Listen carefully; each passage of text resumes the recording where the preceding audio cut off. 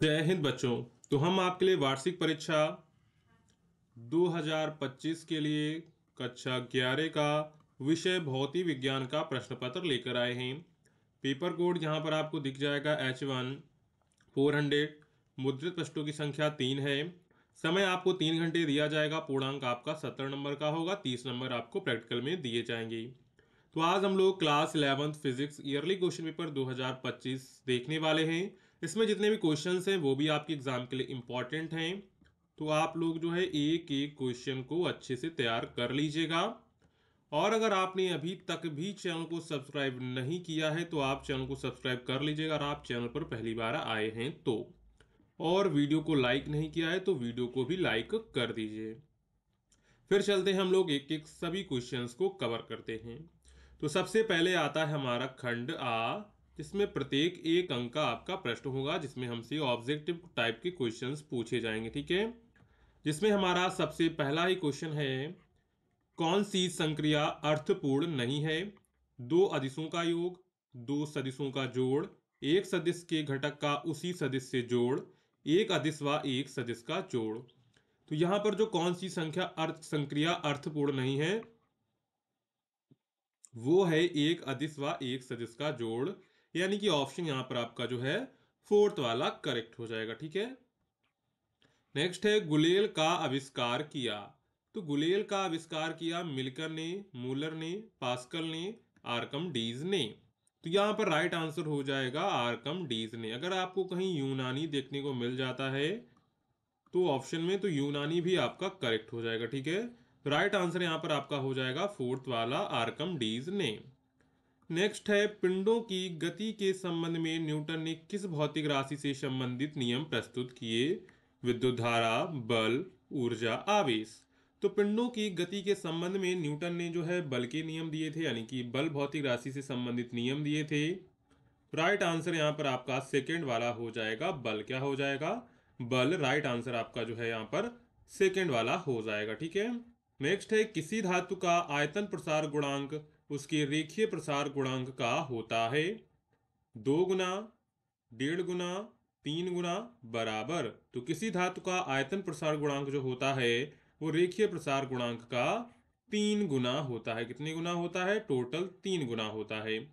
तो right answer यहां पर आपका जो है थर्ड वाला हो जाएगा। ठीक है, इसके बाद हमारा नेक्स्ट है इंगिया क्वेश्चन। इसी में क्या कह रहा है इंगिया क्वेश्चन? गैस नियतांक का एसआई मात्रक है।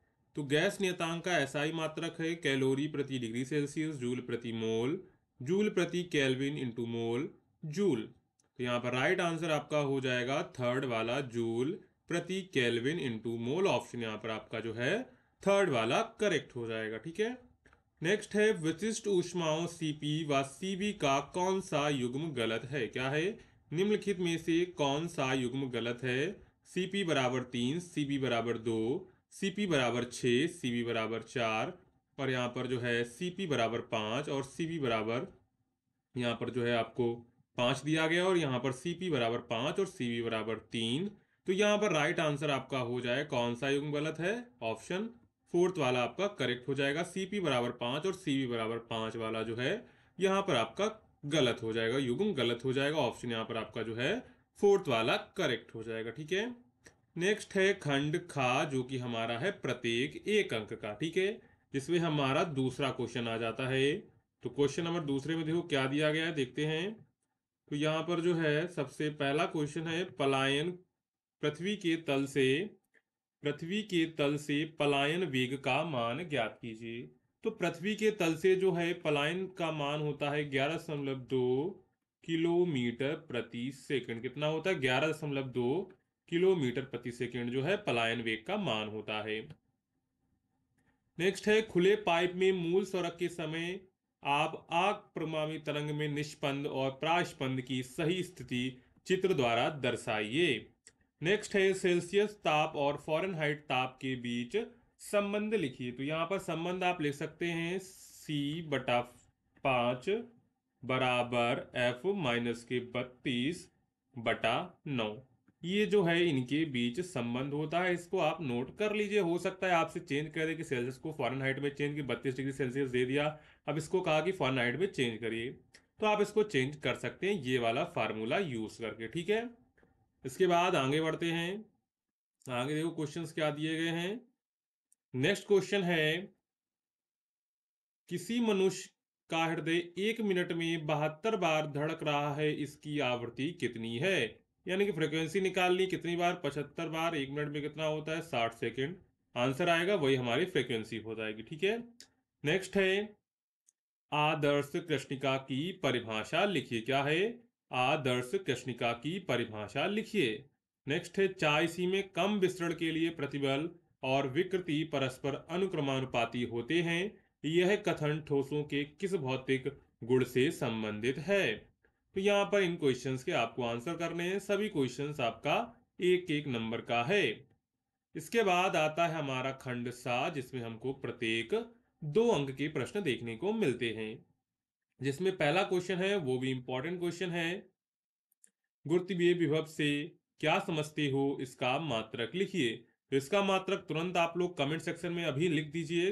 अगर आपको इसका भी मात्रक नहीं पता है, बिल्कुल सिंपल है इसका आंसर, तुरंत अभी कमेंट सेक्शन में इसका आंसर आप लोग लिखेंगे वीडियो को रोक के, ठीक है। इसके बाद पोआशो अनुपात क्या है? पायसन अनुपात है, ठीक है, अथवा संवेग संरक्षण का नियम क्या है? तो इन दोनों में से कोई एक आप कर सकते हैं। नेक्स्ट है, निम्न प्रक्रमों में किसकी ऊष्मा गतिज निकाय को दी गई ऊष्मा किस रूप में व्यय होती है? चक्रीय प्रक्रम और समआयतनिक प्रक्रम। नेक्स्ट है इसी में घा, अनुदैर्ध्य और अनुप्रस्थ यांत्रिक तरंगों में क्या अंतर है? तो यहाँ पर जो है आपको टोटल 4 प्रश्न दिए जाते हैं, ठीक है, और प्रत्येक कितने अंक का है? प्रत्येक 2 अंक का है, ठीक है। इसके बाद आता है हमारा खंड दा, जिसमें हमको प्रत्येक 3 अंक का प्रश्न दिया जाता है।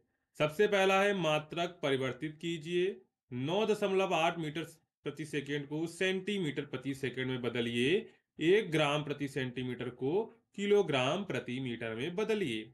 देखो इसको कैसे बदलेंगे, जैसे लिखा है 9.8 मीटर प्रति सेकेंड यहाँ पर लिखा हुआ है, तो 9 दशमलव आप ऐसे लिख देंगे। अब मीटर किस में चेंज करना है? सेंटीमीटर में। 1 मीटर बराबर कितना सेंटीमीटर होता है? 100 सेंटीमीटर। तो यहाँ पर मीटर को हटाएंगे, 100 लिखेंगे, और सेंटीमीटर का क्या करेंगे? सेंटीमीटर लिख देंगे। इसके बाद जो सेकंड में है ये तो सेकंड में रहेगा, तो सेकंड में लिख देंगे।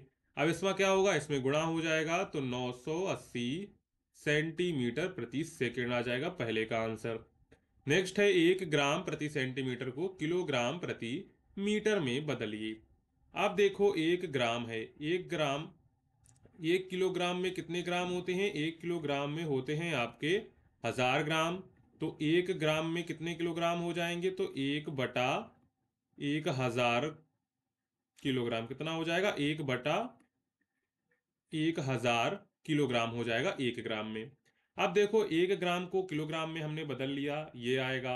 अब लिखा है सेंटीमीटर, ये लिखा है मीटर। अब देखो 1 मीटर बराबर कितना होता है? 100 सेंटीमीटर होता है, ठीक है।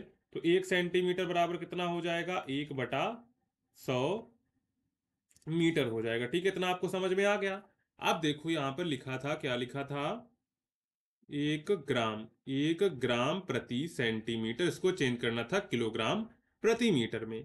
1 ग्राम की वैल्यू हमने अभी वहां पर लिखी है, कितनी है? 1/1000 किलोग्राम, ठीक है, चेंज हो गया। बटा लगाएंगे, पूरा बटा है ना, यहाँ पर देखो बटे लिखा हुआ है। अब देखो यहाँ पर लिखा है सेंटीमीटर, क्या लिखा है? सेंटीमीटर। 1 सेंटीमीटर बराबर कितना था? 1/100 मीटर। कितना था? 1/100 मीटर। अंदर का अंदर गुणा, ऊपर का ऊपर गुणा। तो देखो नीचे वाला गुणा जाएगा, तो 1 का गुणा 1000 में होगा, तो 1000 रहेगा, इसका गुणा होगा 100, तो ऊपर पहुंच जाएगा 100/1000। आपके 0 से 0 चले जाएंगे, यानी कि आ जाएगा 1/10 किलोग्राम प्रति मीटर, ये आ जाएगा, ठीक है। सिंपल इस तरह आप लोग जो है इसको चेंज कर सकते हैं। इसके बाद इसी में खा, प्रतिबल किसे कहते हैं? यह एक सदिश राशि क्यों नहीं है, पुष्टि कीजिए। क्या कह रहा है? प्रतिबल किसे कहते हैं, ये इंपॉर्टेंट क्वेश्चन है प्रतिबल वाला, तो इसको आप अच्छे से तैयार कर लीजिएगा, ठीक है। इसके बाद है, एक अप्रगामी तरंग का समीकरण y = 3.0 sign 36t plus 0.018x, जहां x और y सेंटीमीटर में तथा t सेकंड में है, आयाम तरंग दैर्ध्य ज्ञात कीजिए, ठीक है। इसके बाद है, घास सिद्ध कीजिए कि प्रक्षेप पथ परवलयाकार होता है। इस तरह क्वेश्चन हमने कराया हुआ है, चैनल पर आपको वीडियो मिल जाएगी, आप लोग जो है 11th की जो हमने पहली वीडियो डाली थी उसकी लिंक डिस्क्रिप्शन में मैं डाल दूंगा। तो इस तरह के क्वेश्चन हमने कराया हुआ है, तो आप लोग इसकी प्रैक्टिस कर लीजिएगा, ठीक है। इसके बाद है अथवा गैलीलियो के अनुसार उन उन्नयनों के लिए जिनके मान 45 डिग्री से बराबर मात्रा द्वारा अधिक या कम है क्षैतिज परास बराबर होते हैं, इस कथन की पुष्टि कीजिए। क्या करना है? इस कथन की आपको पुष्टि करना है। इसके बाद इंज्ञा है विकिरण संबंधी किरचाफ का नियम लिखिए तथा इसकी उत्पत्ति कीजिए। तो विकिरण संबंधी जो किरचाफ का नियम है ये इंपॉर्टेंट है, इसको भी आप अच्छे से तैयार कर लीजिएगा, ठीक है। इसके बाद आगे बढ़ते हैं, आगे क्वेश्चन नंबर 5 पर आते हैं। तो क्वेश्चन नंबर 5 में देखो क्या कह रहा है। क्वेश्चन नंबर 5 में पहला ही प्रश्न है, बर्नौली का प्रमेय लिखिए, एक उदाहरण देते हुए इसे समझाइए। तो ये बर्नौली का प्रमेय जो है वेरी इंपॉर्टेंट है, इसको आप जो है 3 स्टार मान लीजिए, इंपॉर्टेंट है बर्नौली का प्रमेय, हर एग्जाम में देखने को मिलेगा अगर आप क्लास 11th में हैं तो। किसी द्रव की पृष्ठ ऊर्जा की व्याख्या कीजिए, पृष्ठ तनाव तथा पृष्ठ ऊर्जा में संबंध स्थापित कीजिए। ये भी 1 स्टार का इंपॉर्टेंट क्वेश्चन है। विकर्ण संबंधी किरचॉफ का नियम लिखिए तथा इसकी उत्पत्ति कीजिए। तो ये वाला भी 3 स्टार का क्वेश्चन है, तो इसको आप लोग 3 स्टार लगा लीजिए, ठीक है। नेक्स्ट है ध्वनि की पहचान के लिए उसके कौन कौन से लक्षण हैं, ये तरंग के किस गुण से संबंधित हैं, स्पष्ट कीजिए। ये आपका घा क्वेश्चन है। इसके बाद इंज्ञा है किसी कक्षा में गतिशील उपग्रह की कुल ऊर्जा के लिए व्यंजक लिखिए, इस आधार पर पृथ्वी तल पर पलायन वेग के लिए व्यंजक स्थापित कीजिए।